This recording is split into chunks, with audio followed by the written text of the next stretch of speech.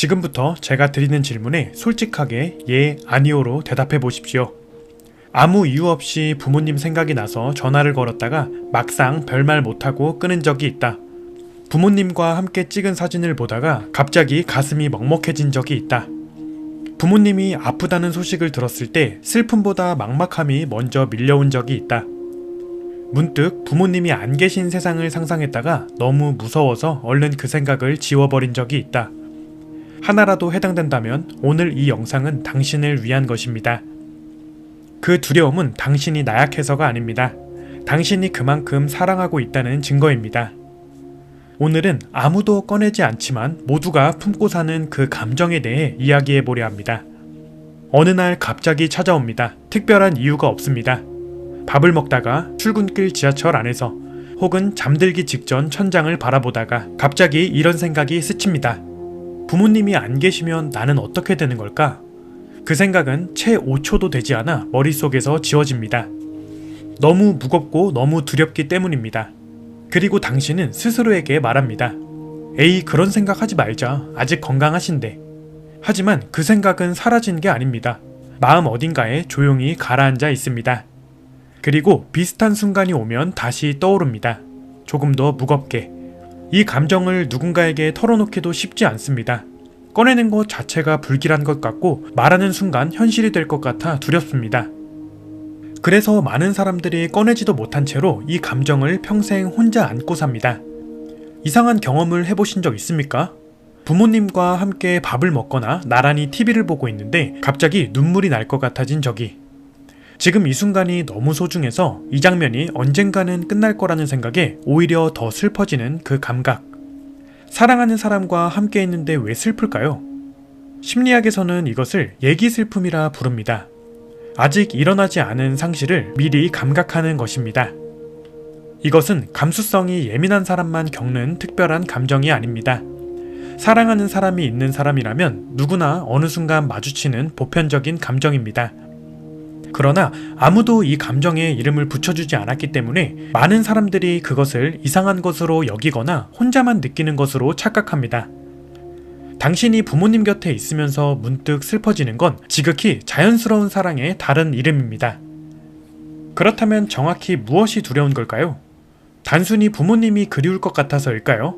물론 그것도 있습니다. 하지만 그 두려움의 층위를 조금 더 들여다보면 훨씬 복잡한 것들이 섞여 있습니다. 부모님이 안 계신 세상에서 나는 무엇이 되는가? 나를 가장 오래 알아온 사람이 사라지면 나의 어린 시절은 어디로 가는가?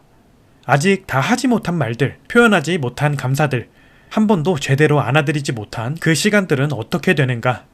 그 두려움 안에는 슬픔만 있는 것이 아닙니다. 후회에 대한 예감이 있습니다.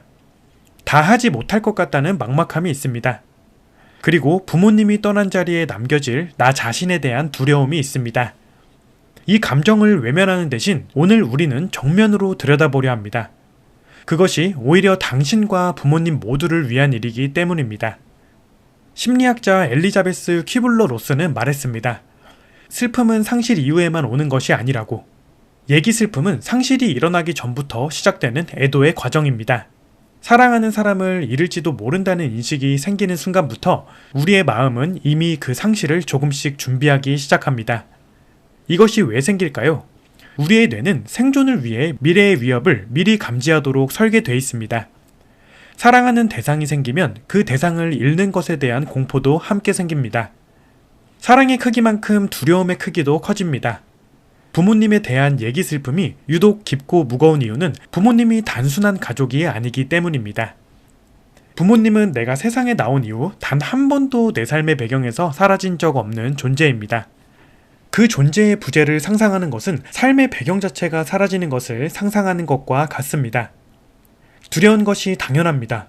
많은 사람들이 고백합니다. 부모님이 돌아가신 후를 두려워하는 것보다 그때 가서 후회할 것 같은 자신이 더 두렵다고. 지금 이 순간에도 당신은 어쩌면 알고 있습니다. 더 자주 전화드려야 한다는 것을, 더 자주 찾아뵈어야 한다는 것을, 한 번쯤은 감사하다고, 사랑한다고 말씀드려야 한다는 것을. 그런데 하지 않고 있습니다. 바빠서, 어색해서, 다음에 하면 되니까. 이 미움이 쌓일수록 두려움은 커집니다. 왜냐하면 마음속 어딘가에서 알기 때문입니다. 다음이 언제나 오는 건 아니라는 것을. 심리학에서는 이것을 미완성 과제 효과라 부릅니다. 끝내지 못한 일은 끝낸 일보다 훨씬 강하게 기억에 남습니다. 하지 못한 말, 드리지 못한 표현, 함께하지 못한 시간들이 머릿속에서 지워지지 않고 남아 두려움을 키우는 것입니다. 그 두려움의 해결책은 사실 아주 단순한 곳에 있습니다. 여기서 한 가지를 더 말씀드리고 싶습니다. 지금 당신이 느끼는 그 두려움, 부모님도 느끼고 계실 수 있습니다. 방향은 반대이지만 본질은 같습니다. 자식보다 먼저 떠나야 한다는 것, 그리고 자신이 떠난 뒤 자식이 남겨진다는 것. 많은 부모님들이 그 생각을 가슴에 안고 살아가십니다. 표현하지 않으실 뿐입니다. 당신이 부모님께 전화 한 통을 드리지 않는 동안 부모님은 오늘도 당신이 잘 있는지를 생각하고 계십니다. 당신이 부모님과 나눌 말을 미루는 동안 부모님은 당신에게 하고 싶은 말을 삼키고 계실 수 있습니다. 두려움은 혼자 안고 있을 때 가장 무겁습니다. 그리고 그 두려움의 해답은 아이러니하게도 두려움을 함께 나누는 것, 즉 그 시간을 지금 살아가는 것 안에 있습니다. 두려움을 없애려 하지 마십시오. 두려움을 없애려 할수록 그것은 더 깊이 뿌리를 내립니다. 대신 그 두려움을 다른 방향으로 흘려보내십시오. 부모님이 안 계신 미래를 상상하는 에너지를 부모님이 계신 지금을 더 잘 살아가는 에너지로 바꾸십시오. 구체적으로 말씀드리겠습니다. 오늘 부모님께 전화 한 통 드리십시오. 용건이 없어도 됩니다. 그냥 목소리가 듣고 싶었다고 말씀드리십시오. 다음 달이 아닌 이번 주말에 찾아뵈십시오. 맛있는 것 한 끼 함께 드십시오. 그리고 밥을 먹으면서 부모님이 젊었을 때의 이야기를 여쭤보십시오. 당신이 몰랐던 부모님의 이야기가 그 안에 있습니다. 당신이 미뤄온 그 말 한마디, 오늘 해도 됩니다. 감사합니다. 사랑합니다. 덕분에 여기까지 왔습니다. 이 말들은 부모님이 떠난 뒤에 묘 앞에서 하는 것보다 지금 눈을 마주치며 하는 것이 훨씬 더 소중합니다. 두려움이 당신을 움직이게 하십시오. 그것이 두려움을 가장 잘 사용하는 방법입니다. 마지막으로 이 말 드리고 싶습니다.